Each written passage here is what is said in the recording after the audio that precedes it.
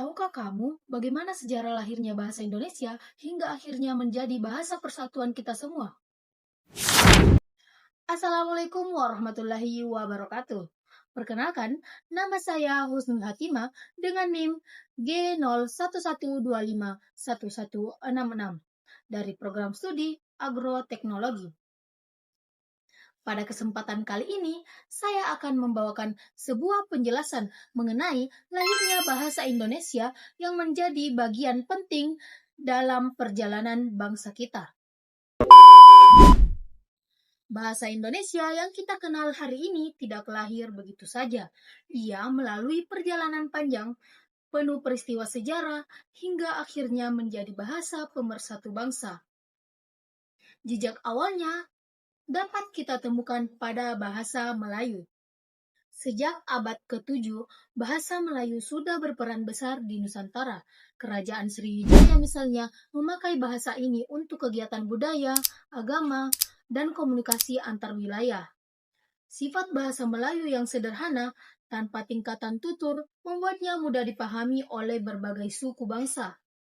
Karena itulah bahasa ini cepat diterima sebagai lingua franca, yaitu bahasa penghubung di dunia perdagangan dan pelayaran. Dari pelabuhan ke pelabuhan, para pedagang dari Tiongkok, India, Arab, hingga Eropa menggunakan bahasa Melayu untuk berinteraksi. Perjalanan bahasa Melayu tidak berhenti di situ. Pada masa kolonial, Belanda mengakui kedudukannya. Bahkan pada abad ke-19, bahasa Melayu digunakan di sekolah-sekolah rakyat dan menjadi bahasa administrasi kedua setelah bahasa Belanda. Dengan begitu, Melayu semakin akrab dengan kehidupan masyarakat Nusantara. Tonggak besar berikutnya datang dari generasi muda. Pada 1926, melalui Kongres Pemuda pertama, istilah bahasa Indonesia resmi diperkenalkan menggantikan sebutan Melayu. 2 tahun kemudian, dalam Kongres Pemuda II, lahirlah Sumpah Pemuda pada tanggal 28 Oktober 1928. Para pemuda dari berbagai organisasi dengan lantang menyatakan tekad bertumpah darah satu, berbangsa satu, dan berbahasa satu, bahasa Indonesia. Sejak saat itu, bahasa Indonesia bukan sekedar alat komunikasi, tetapi simbol persatuan di tengah keragaman suku dan budaya. Setelah Sumpah Pemuda, langkah nyata untuk mengembangkan bahasa ini diwujudkan melalui Kongres Bahasa Indonesia. Kongres pertama digelar di Solo pada tahun 1938 dan diakhiri ratusan tokoh bahasa serta sastrawan. Dari sinilah bahasa Indonesia mulai dibakukan dan diberi dasar untuk terus berkembang.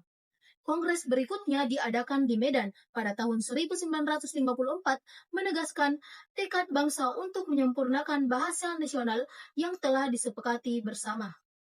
Bahasa Indonesia juga memainkan peran penting dalam perjuangan menuju kemerdekaan. Surat kabar, pidato pergerakan, hingga komunikasi antar organisasi menggunakan bahasa ini untuk menyatukan semangat rakyat. Ketika proklamasi 17 Agustus 1945 dikumandangkan, teks ditulis dalam bahasa Indonesia. Bahkan Undang-Undang Dasar 1945 menegaskan dalam pasal 36 bahwa bahasa Indonesia adalah bahasa negara. Dengan begitu, bahasa ini tidak hanya simbol perjuangan, tetapi juga dasar dari identitas nasional. Seiring berjalannya waktu, posisi bahasa Indonesia semakin kuat. Ia digunakan di sekolah, kantor pemerintahan, media, hingga karya sastra. Undang-Undang Nomor 24 Tahun 2009 kembali menegaskan kedudukannya sebagai bahasa resmi negara. Hingga hari ini, bahasa Indonesia terus berkembang mengikuti zaman, tetapi tetap setia menjadi perekat bangsa di tengah keragaman yang luar biasa.